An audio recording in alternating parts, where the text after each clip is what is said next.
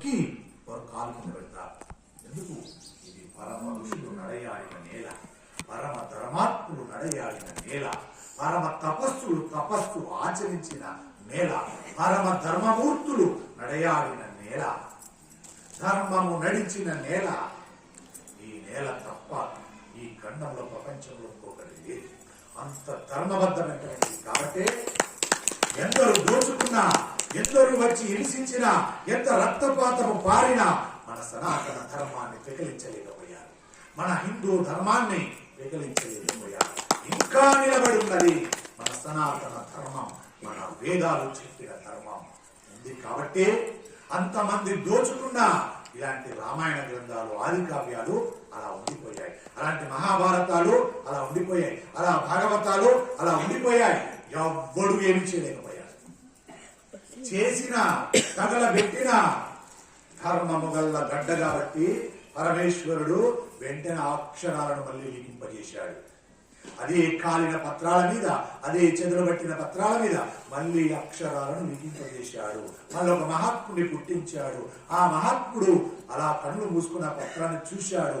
ఇంతకు పూర్వము వెతకపెళ్లి కాల్చేయబడినటువంటి అక్షరాలు ఏమున్నాయో సదా సీదాగా కనబట్టే దాంట్లో అక్షరాలు, అవ్యాక్షరాలను మళ్ళీ అక్షర రూపం రాశాడు. అందుకే మనకు దొరికాయి ఈ గ్రంథాలు. అందుకే మనం చదువుకుంటున్నాం ఇంత గొప్ప ధర్మాంగల్ల గ్రంథాలను, రామాయణాన్ని. ఎవడెత్తుకుపోయాడు? ఇవ నుండి ఎవ్వడెత్తుకుపోయాడు. ఎవ్వరి తరము కాదు. హిందూ ధర్మం అంటే ఏమిటో తెలుసా? అగ్నిని ముట్టగాడ ఎవడైనా. సనాతన ధర్మం అంటే తెలుసా? అగ్ని, రగ రగ రగ రగ మెలుస్తున్న అగ్ని. వేదాలంటే ఏమిటో తెలుసా? సూర్య భగవానుడు. సూర్య భగవాను ముట్టగలవా? చూడగలవా? నీ తరము కాదు అని మాట్లాడతావు. ఆ సూర్యుడు ఎంత, ఆయన ఎంత అని అంటావు. కానీ ముట్టలేదు, మాట్లాడలేదు. మన వేదాలు అవి. మన యొక్క సనాతన ధర్మం అగ్ని. ఎవ్వరూ ఏమి చేయలేదు, బాగుంటుంది. కానీ మనము సనాతన ధర్మం వైపు అడుగులు వేయాలి. అలా బ్రతకడం నేర్చుకోవాలి. అలా నేర్చుకోవాలంటే రామాయణాలు రావాలంటే నా ఒక్కడి దగ్గర రామాయణం అవుతుందా?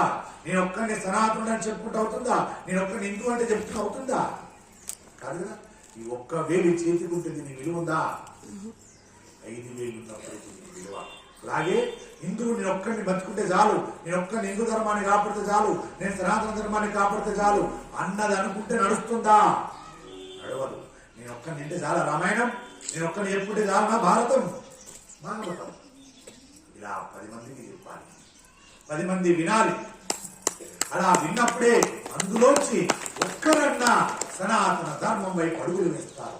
చాలది ఈ జన్మ చరితార్థం చేసుకున్నట్టే. మనిషిగా భూమి మీద పుట్టినందుకు ఒక్కరినైనా సనాతన ధర్మం వైపు అడుగులు వేయించినందుకు నీ జన్మ చరితార్థమవుతుంది. ఒక్కరినైనా ఆదివారం, పరమ పవిత్రమైనటువంటి ఆదివారం నాడు మత్తుడాలు మాంసాహారాలు తినకుండా ఉంచగలిగితే నీ జన్మ చరితార్థమైనట్టే. ఒక్కరినైనా చెడ్డ స్నేహము చేయకుండా, చెడ్డవాడితో స్నేహము చేయకుండా మార్చగలిగితే నీవు పుట్టినందుకు నీ పుట్టుకకు సార్థకత వచ్చినట్టే. ఒక్కరినైనా అహంకారాన్ని విడిచిపెట్టేలాగా మాట్లాడగలిగితే పుట్టినందుకు నీ జన్మ సార్థకతమైనట్టే. ఒక్కరినైనా మాయకు కానీ, మోహానికి కానీ, ఆకర్షణకు కానీ లొంగకుండా నిలబెట్టగలిగితే నీ జన్మ సార్థకతమైనట్టే. ఒక్కరినైనా బ్రహ్మముహూర్తంలో లేపగలిగి స్నానం చేయించి వారికి దీపారాధన చేయించగలిగితే నీ జన్మ సార్థకమైనట్టే. ఒక్కరినైనా పరోపకార నిమిత్తము పని చేయిస్తే నువ్వు భూమి మీద పుట్టినందుకు నీ జన్మకు సార్థకత వచ్చినట్టే. ఒక్కరినైనా, ఏ పిల్లవాడినైనా తల్లిదండ్రుల పాదాలు మొక్కాలని, తల్లిదండ్రులను గౌరవించాలని మార్చగలిగితే నీ జన్మ సార్థకమైనట్టే.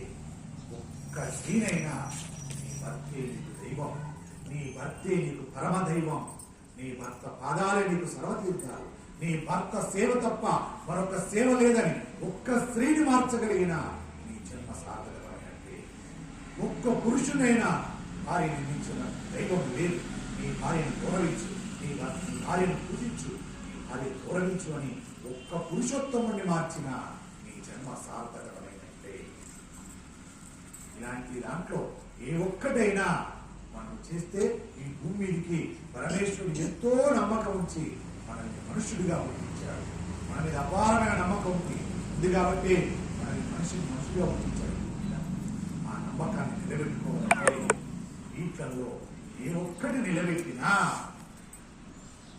నిలబెట్టించగలిగినా భగవంతుడి దేహాన్ని ఇచ్చినందుకు భూమి దక్కినందుకు చరిత్ర సువర్ణాక్షరాలు తొలగించబడుతుంది అని చెబుతుంది రామాయణం.